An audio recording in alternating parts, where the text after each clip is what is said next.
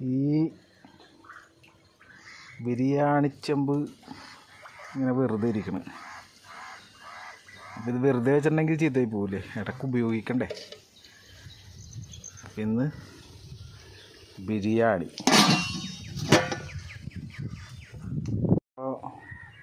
Chicken നമ്മളിട്ട്, അപ്പോൾ അതിലേക്ക് കുറച്ച് കല്ലുപ്പ്,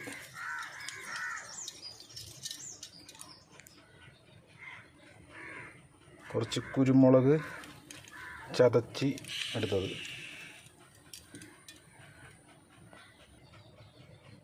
കുറച്ച് മുളക് പൊടി, കുറച്ച് മല്ലി, കുറച്ച് ഗരം മസാല, മഞ്ഞൾപ്പൊടി, സവാള, പച്ചമുളക്, 2 തണ്ട് വേപ്പില, ഇഞ്ചി വെളുത്തുള്ളി ചതച്ചത്,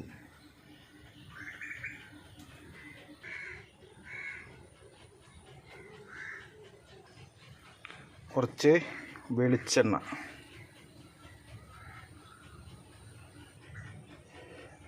അങ്ങോട്ട് കൈക്കങ്ങോട്ട് ശരിക്കും അങ്ങോട്ട് തിരുമ്മി കൊടുക്കുക.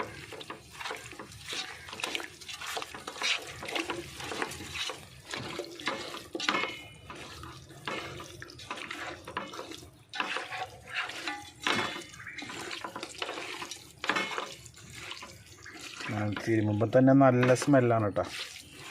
വെളിച്ചെണ്ണയും പച്ചമുളക് ഇഞ്ചി വെളുത്തുള്ളിയൊക്കെ അങ്ങോട്ട് ചതച്ചത്, കുരുമുളക്, പിന്നെ മസാലപ്പൊടി, മല്ലിപ്പൊടിയും മുളക് പൊടി എല്ലാത്തിൻ്റെയും കൂടി ഞങ്ങളുടെ സ്മെല്ല് നല്ല മൂക്കിലേക്ക് അടിച്ച് കയറണം. നല്ല രസമുണ്ട്, നല്ല സൂപ്പർ സ്മെല്ലാണ്. ഇതിങ്ങനെ നന്നായിട്ട് തിരുമ്മി മസാല ശരിക്ക് ചിക്കനിൽ പിടിപ്പിച്ച് ഇങ്ങനെ വെക്കണം. കുറച്ച് നേരം അങ്ങനെ ഇരിക്കട്ടെ. എന്നിട്ടൊരു ചെറുനാരങ്ങ പിഴിഞ്ഞൊഴിക്കാനുണ്ട്, ഒരു അരമുറി ചെറുനാരങ്ങ. അപ്പോൾ ആ ചെറുനാരങ്ങയും കൂടി അങ്ങോട്ട് പിഴിഞ്ഞൊഴിക്കാൻ അങ്ങോട്ട്.